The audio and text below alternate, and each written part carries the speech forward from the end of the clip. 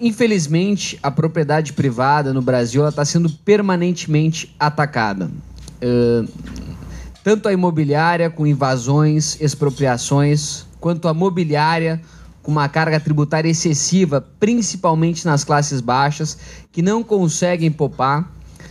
Depois a intelectual, com uma pirataria muito grande, com conivência do poder público. E ambiental, com desmatamentos permanentes em áreas públicas ou até mesmo realizadas por órgãos públicos como o INCRA, que é um dos maiores desmatadores do Brasil.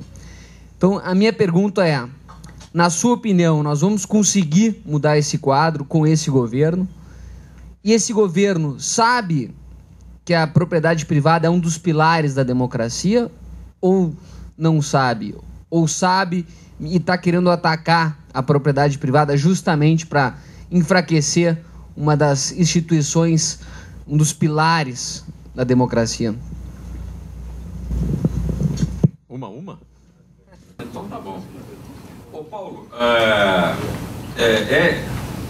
uso conhecimento corrente que nós estamos ainda na defensiva em matéria do significado da propriedade.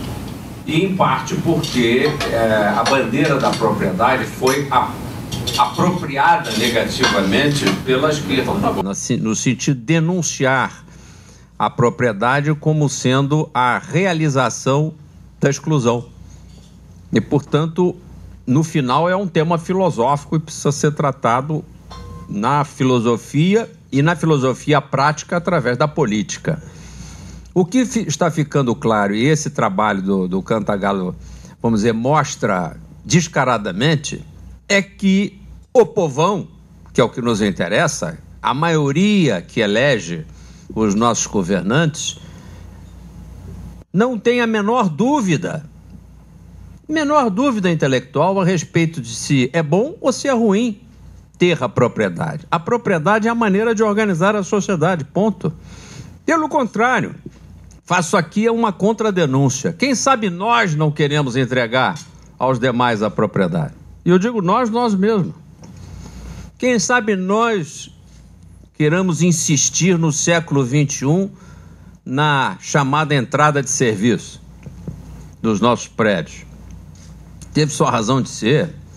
Certamente já foi até mais sofisticada essa diferenciação em séculos passados, mas no século da integração e da inclusão, essas coisas vão mudando e vão mudando muito rapidamente para que haja essa integração, mas não só na novela da televisão, mas de fato na conduta das pessoas. E, portanto, eu diria para vocês, sem sombra de dúvida, de que nós já estamos com a maioria. Só que a gente não faz o discurso. Nosso discurso, em geral, ele é um discurso defensivo, um discurso encabulado. É um discurso de quem tem um pouco de vergonha de levantar essa questão.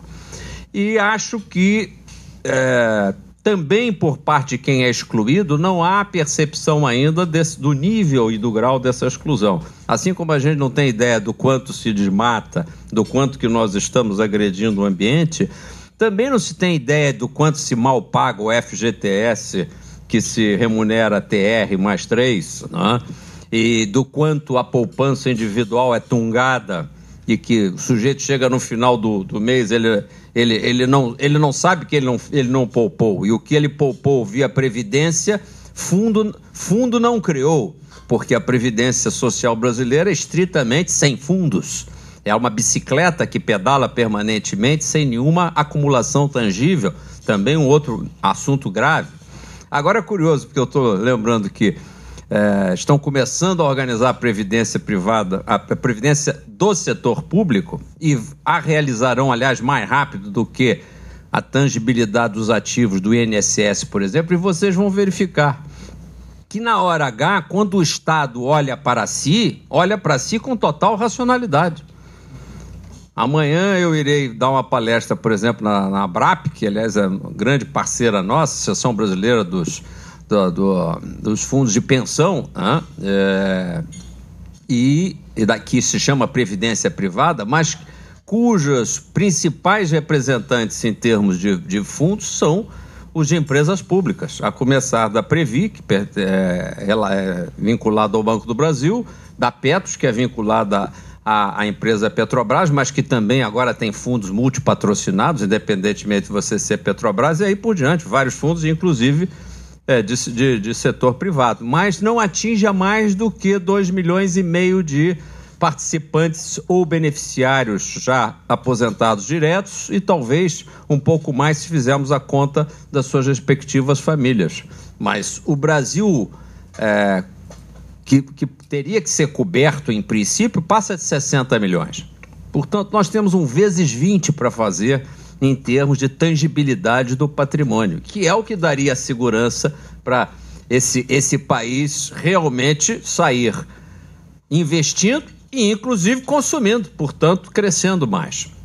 E, portanto, são vários aspectos de exclusão que você mencionou que nos levam a batalhar por uma reforma tributária, outros temas que não são aqui da hora, mas eu diria que se eu tivesse que escolher hoje um que enche o saco da exclusão, é realmente a propriedade imobiliária. Você brigar com esse inconsciente coletivo, inclusive da classe média, de alguma classe média, perguntemos-nos assim para o nosso travesseiro se a gente não fica um pouco chateado, e várias vezes eu sou questionado até por pessoas que têm a liberdade de verbalizar isso, mas por que dar essa propriedade para quem não pagou?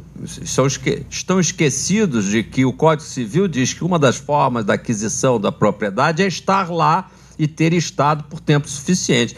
E que é o que nos habilita moralmente a condenar no dia seguinte as invasões. Porque se nós vamos organizar a sociedade de acordo com que quem já está e já esteve pacificamente, vai ter que ser provado, etc., para o X tempo, vai ser regularizado, vai ser integrado, vai ser organizado, vai receber seu RGI, vamos ter os novos loteamentos, aí entramos num outro tema que não é de hoje, simplificação da lei de loteamento para que isso realmente possa acontecer, integrado a transportes, etc. e tal, e você tem uma sociedade onde a ocupação desordenada e ilegal deixa de ser cohonestada por forças políticas, milicianas ou de quem quer que seja. E essa é a decisão que a sociedade brasileira tem que tomar. Vamos para a bagunça crônica ou vamos para a reorganização progressiva? Se vamos para a reorganização progressiva, este é o caminho, não é? E não o caminho da exclusão.